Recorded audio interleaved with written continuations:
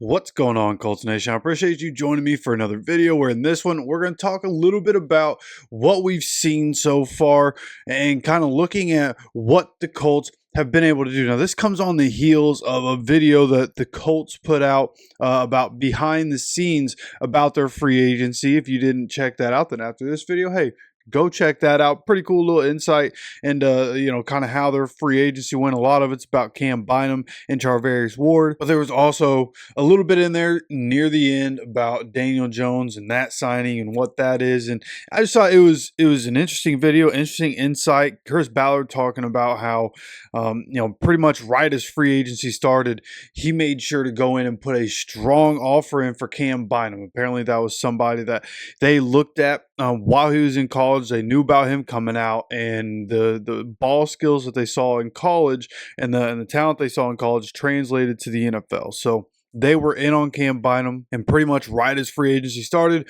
boom, they submit an offer to make sure that they're going to be one of the teams at the top of the list. And of course, they end up being the team that's able to land Cam Bynum. So the strategy worked out, right?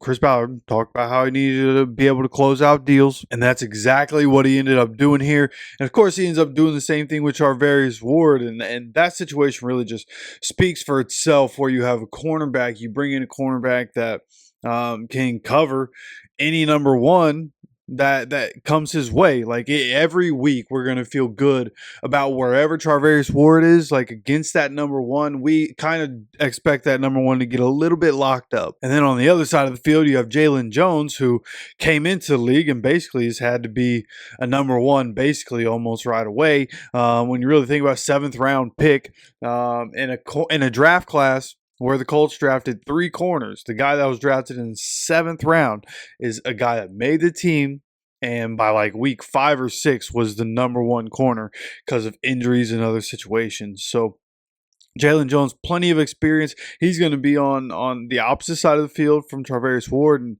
then obviously Kenny Moore. Like what we were able to do in the secondary is going to be massive to the success we're able to have. And of course, you bring Lou Anarumo, who as a defensive coordinator has a big secondary background. He brought 3 coaches with him that have big secondary backgrounds. So when you look at the team, like that's what we needed to emphasize. And now one of the Colts' biggest weaknesses over the past few years have become one of its biggest strengths, which is exactly what we needed, right? Same thing with the wide receivers. For years, it was a bit of a weakness, right? T.Y. Hilton getting older, was getting injured a decent bit, so he wasn't on the field a whole lot, and the rest of that receiver room wasn't incredible, and it showed up. And ultimately, we ended up not having as much success as we could have had because of the deficiency of wide receiver. Now it's one of our strongest positions. Offensive line, there are some pieces changing out. Still one of our stronger positions, right? Running back, stronger position. It's just like everywhere on the roster. Like I think overall, I think Chris Ballard has always done a fairly good job of putting talent on the roster, but the approach that he took this offseason is one that he needed to take a long time ago, where you're bringing in outside talent, creating competition. When you create competition, you're adding better depth. If you're creating competition at positions, that means you're adding better depth. And you got to raise everything, right? You raise the bottom of the roster gets better.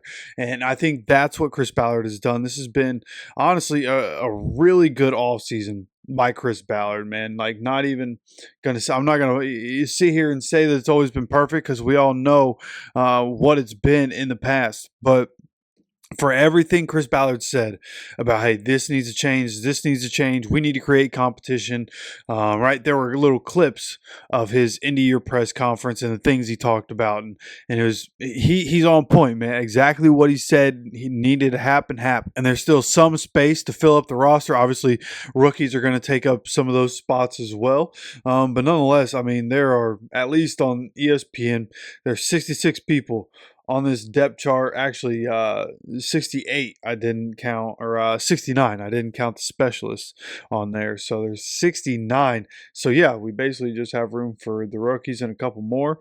And again, like the depth at the different positions, and it's really the defense that we still need to worry about. Obviously, on the inside, we have the defensive ends. We have plenty of defensive ends right now, but we need that interior depth on the defensive line. You can do that through the draft.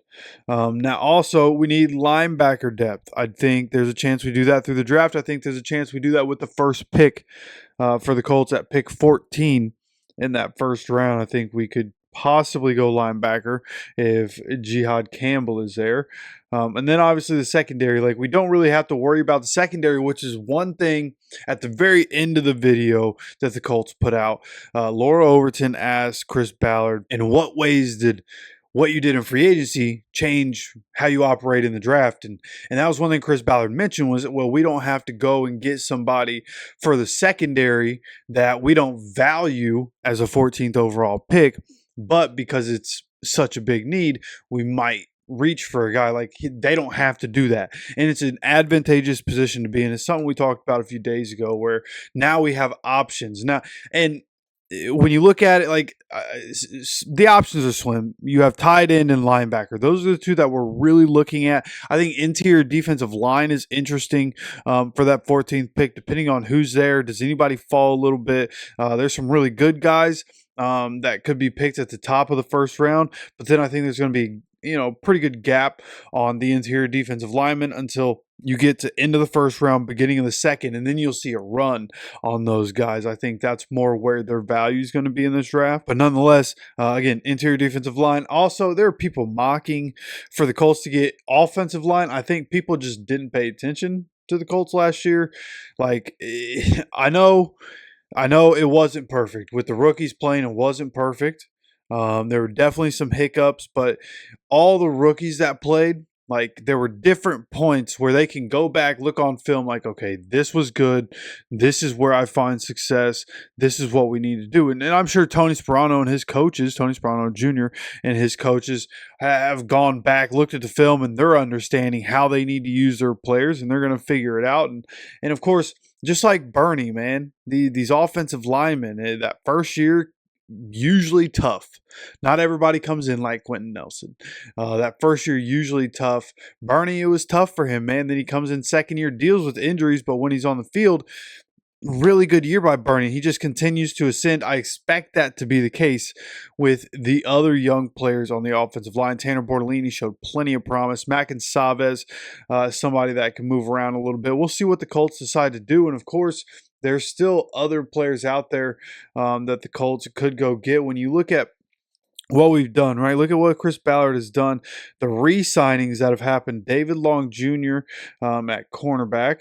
Wesley French, Ashton Doolin, and Danny Pinter. And then the new additions, interior defensive lineman Neville Gallimore. And of course, Cam Bynum, Charvarius Ward, Daniel Jones, running back Khalil Herbert, and cornerback Corey Ballantyne. So filling up the roster with new additions, more new additions right now than re-signs. And then guys that are unrestricted free agents that left the Colts.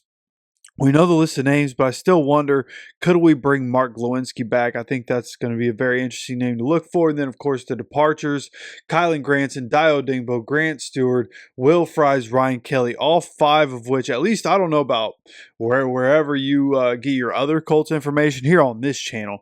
Those are five names that we talked about, like, for sure not coming back, with what they're going to cost, with what they've done here, with like Grant Stewart. We just weren't going to, for what Grant Stewart does for us, we weren't going to be able to afford Grant Stewart. And he gets to go to a good opportunity over there with the Lions and might even end up getting some playing time. Really good special teams player, but just time to go. And of course, with the offensive lineman, would have been nice to keep Will Fries, but expensive, man. Guards this year, very expensive, and just wasn't going to work. So all in all, man, I think Chris Ballard's done a really good job this offseason. When you talk about Daniel Jones and that whole thing, again, at the very end of that video, they start talking about the Daniel Jones thing, and he talks about the competition between AR and DJ and how that's going to make both of them better, right? Which is what you want to do throughout the roster. You want to create competition so that everybody knows, like, and this is what Chris Ballard said, like, you got to have people there so that you know you have to play well in order to be on the field. Like, there's somebody behind you that can be on the field. You better make sure you perform well so you can be on the field. And that's what this competition creates, is one way or another, one of these guys is going to come out and win this well, you'd hope one of these guys is going to come out and win the competition, right? You don't want somebody to be so bad that they lose the competition. You want somebody to be so good they come out and win the competition. And I hope I'm able to see that firsthand. I want to be able to get to Indy, to go to some training camp at some point this summer. We'll see if that's able to happen. Be able to see it with my own eyes, which guy is going to take us into the 2025 season. We'll see what happens there. But really interesting video by the Colts. Hopefully we don't have to wait too long for the next one to come out. I really like the behind-the-scenes productions that the Colts put out, and ready to see another one. But with that said, if you enjoy the content, make sure you hit that like button and make sure you're subscribed with notifications on so you continue to get notified anytime there's any content dropping on this channel. Of course, appreciate you stopping by for another video. As always, take care of yourself, take care of each other, and go Colts.